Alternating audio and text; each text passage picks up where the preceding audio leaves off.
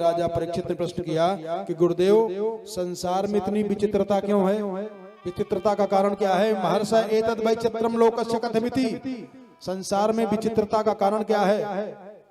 तब ऋषिरुवाच, सुखदेव जी ने कहा कि संसार में विचित्रता का कारण एक है। क्या कहा, त्रिगुणत्वात् कर्तुः श्रद्धया कर्म गतयः पृथक् विदाः सर्वा एव सर्वस्य तारतम्येन भवन्ति। संसार में विचित्रता है। क्यों? एक माता पिता के अगर 4 संतान हैं तो उसी में कोई धनी है, कोई गरीब है, कोई नशेड़ी है, कोई साधु है, कोई चोर है। क्यों? माता पिता तो कई हैं। क्यों इतनी विषमता क्यों है? और संसार में भी विषमता है। धरती एक है, आसमान एक है, जल एक है, सूर्य एक है, चंद्रमा एक है, लेकिन सबकी गति अलग अलग है। क्यों? क्या कारण है? कहा कि त्रिगुणत्वात् कर्तुः श्रद्धया कर्म गतयः पृथक् विदाः सर्वा एव सर्वस्य तारतम्येन भवन्ति। कर्म सब करते हैं, पूजा सब करते हैं, पाठ सब करते हैं, लेकिन सबका फल अलग अलग हो जाता है। क्यों? क्योंकि 3 प्रकार से है। कौन कौन? कहा सात्विक, राजसिक, तामसिक, निर्गुणा, मानसिक। 5 प्रकार से पूजा किया जाता है। अगर 5 प्रकार की पूजा तीनों ही में सब लगे रहते, तीनों में 2 ही में लगते हैं बस, तामसी पूजा, राजसी पूजा। सात्विकी पूजा भी नहीं कर पाते। सात्विकी पूजा करें तब न कल्याण हो जाए, लेकिन ज्यादा से ज्यादा राजसी तक जा करके सब थक जाते हैं, वहां के आगे जा ही नहीं पाते। कहा जो जैसा करता है उसको वैसे ही फल भोगना पड़ता है। भगवान ने बड़ी सुंदर व्यवस्था बना करके रचना की है, बड़ा सुंदर रचना किए है भगवान ने, बहुत सुंदर रचना कर दिए है।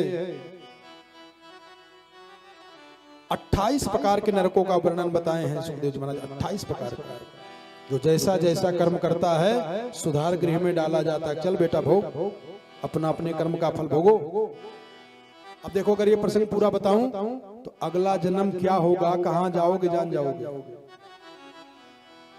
परिवार का कोई जब सदस्य मर जाता है तो गरुड़ पुराण सुनाया जाता है, उसमें 21 प्रकार का नरक है। भागवत जी में सुखदेव जी ने राजा परीक्षित को 28 प्रकार का नरक बताए कि 28 प्रकार के नरक है। परीक्षित जो जैसा जैसा कर्म करता है उसको उसी प्रकार से उसमें डाला जाता है। कौन कौन? कहा तामिश्र, अंध तामिश्र, रौरव, महारौरव, कुंभीपाक, कालसूत्र, असिपत्रवन, सूकर मुख, अंधकूप, कृमि भोजन, संदंस, तप्त सूर्मी, वज्र कंटक, शालमली, वैतरणी, पियोद, प्राणरोध, विशेषण, लाला भक्ष, सारमेयादन, अवीच, अयहपान, क्षार करदम, रक्षोगण भोजन, शूल प्रेत, दंद सुख, अवट निरोधन, पर्यावर्तन, सूची मुख। ये 28 प्रकार के नरक हैं। जैसा जैसा कर्म करोगे उसी नरक में डाले जाओगे।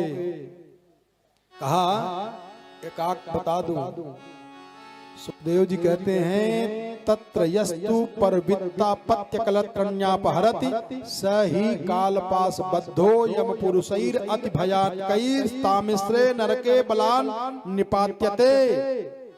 जो लोग किसी पराये लोगों की संपत्ति अथवा स्त्री का अपहरण कर लेते हैं, उनको मरते समय यमराज के दूत आते हैं और काल पास से बाध करके अति भयानक नरके तामिश्रे निपतंती, तामिश्र नामक नरक में डाल देते हैं।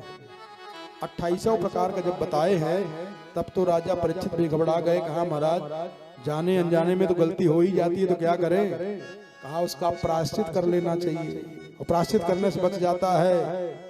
कहा ये भगवान की व्यवस्था है। और कहा प्रायश्चित करने के बाद भी मन उसी में फिर चला जाता है, पाप हो जाता है, तब क्या करें। कहा एक काम कर लो, मन शुद्ध हो जाए, काम ठीक हो जाए। श्लोक बोल रहा हूं, उसका ज्यादा व्याख्या नहीं करूंगा। अगर ये बात जान जाओ तो आपकी सारी क्रिया भजन हो जाए, अपने आप भजन हो जाए। कहा मन के मैल को धो।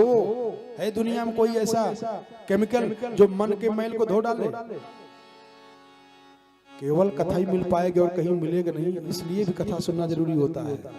क्यों? क्योंकि बाबा ने भी यही बताया है। कहा निर्मल मन जन सो मोहि पावा। भगवान के पास जाएगा कौन? कहा निर्मल मन जन सो मोहि पावा।